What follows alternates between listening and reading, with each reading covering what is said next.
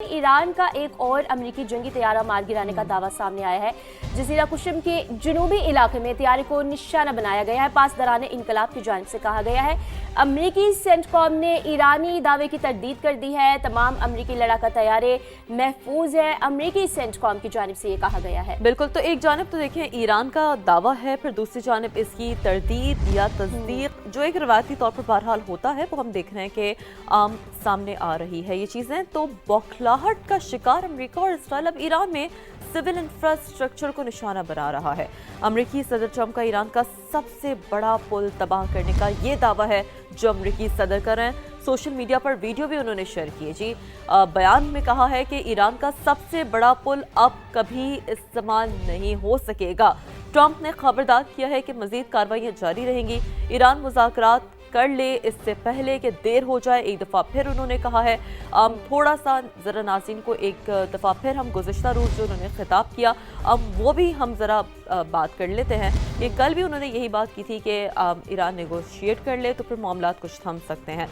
तो डेफिनेटली शहरी इंफ्रास्ट्रक्चर पर हमलों से ईरानी जज्बे को शिकस्त नहीं दी जा सकती। ये एक वो जवाब है जो कि हमने हमेशा देखा है कि पहले अमेरिका इसराइल की जानिब से हमला होता है, कोई बयान सामने आता है जिस पर एक रिवायती तौर पर एक रद्द अमल भी ईरान की जानिब से सामने आ रहा होता है। और कैथरीन अब्बास इराक़ची का भी ये रद्द अमल सामने आया। बिल्कुल, ये जज्बा हमें देखने को मिला है ईरान की जानिब से। एक तरफ सदर ट्रंप ने उनको धमकी दी है, उन्हें कहा है कि अब दोबारा से कभी वो पुल इस्तेमाल नहीं कर सकते, लेकिन इसी का जवाब भी दिया है अब्बास इराक़ची की जानिब से। उन्होंने कहा है कि सिर्फ एक इंतशार पजीर दुश्मन की शिकस्त और इख्लाकी ज़वाल की अलामत है।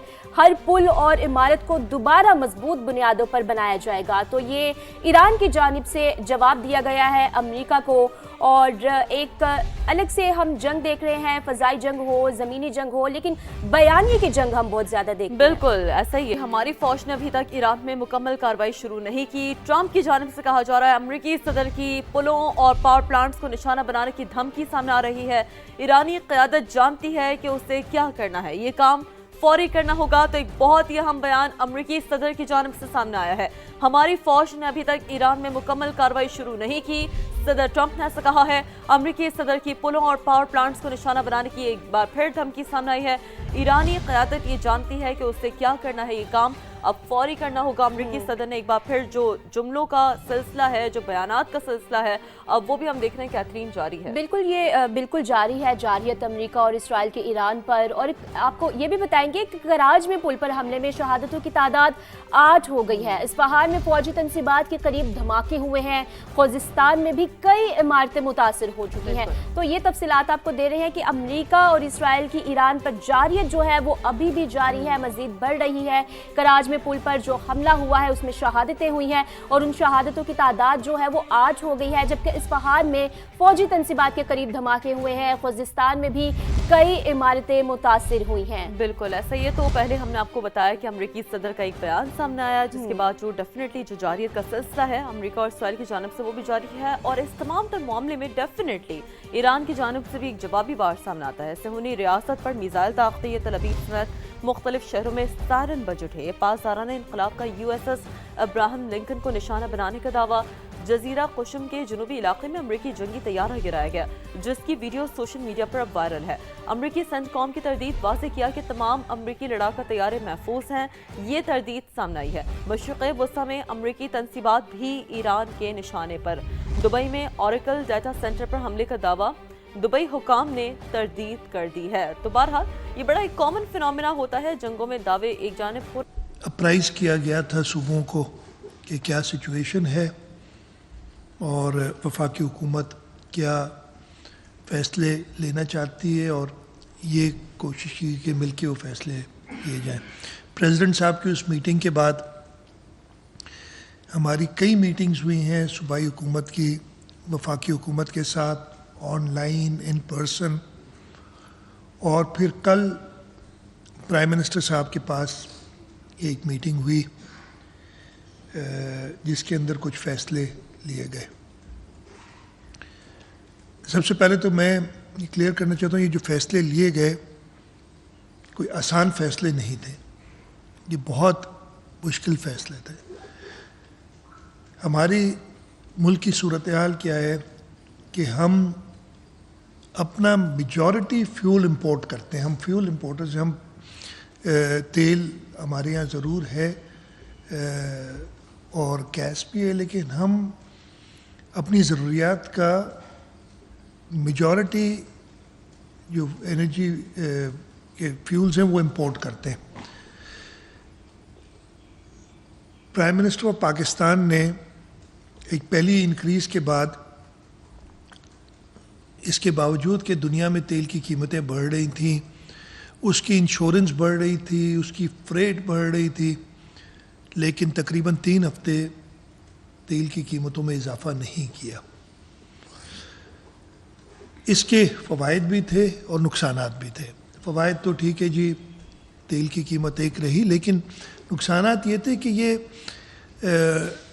जो सब्सिडी कह लें वो ब्लैंकेट सब्सिडी थी.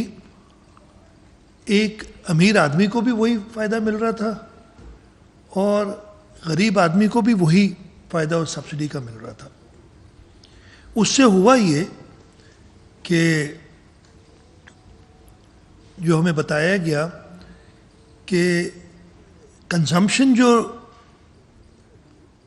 फ्यूल की थी, डीजल और पेट्रोल की, उसमें मार्च पिछले साल और मार्च इस साल में, जब आप देख रहे हैं कि दुनिया में एक क्राइसिस है, तेल की कीमतें बढ़ी हुई हैं, लेकिन फ्यूल कंजम्पशन 20 से 25% ज़्यादा हो गई हमारी, तो उससे ये पता चला कि ये ब्लैंकेट सब्सिडी देने से उल्टा नुकसान हो रहा है. फ़ायदा प्रोपोर्शनेटली अमीर आदमी को ज़्यादा हो रहा है और गरीब आदमी को कम हो रहा है. IMF की भी ये शर्त थी कि जी आप अमीरों को क्यों सब्सिडाइज कर रहे हैं, आप ब्लैंकेट सब्सिडी दे के तेल के ऊपर आप एक बड़ी गाड़ी वाले को भी फ़ायदा दे रहे हैं, आप एक गरीब को भी फ़ायदा दे रहे हैं, तो आप टारगेटेड सब्सिडीज़ की तरफ जाएं. हुकूमत सिंध और बाकी वफाकी हुकूमत और सूबाई हुकूमतों का भी ये ख्याल था कि आपने टारगेटेड सब्सिडीज़ देनी है ताकि जो रिसोर्स आपके पास अवेलेबल है, कोई नहीं चाहता कि कीमतें बढ़ाए, लेकिन अगर आप कीमतें नहीं बढ़ाएंगे तो वो जो आपके ऊपर कर्जा चढ़ता चला जाएगा वो भी मैंने आपने देना है, यानी गरीब आदमी ने भी देना है, अमीर आदमी भी देना है. तो इस सिलसिले में फिर ये फैसला हुआ कि जी हमने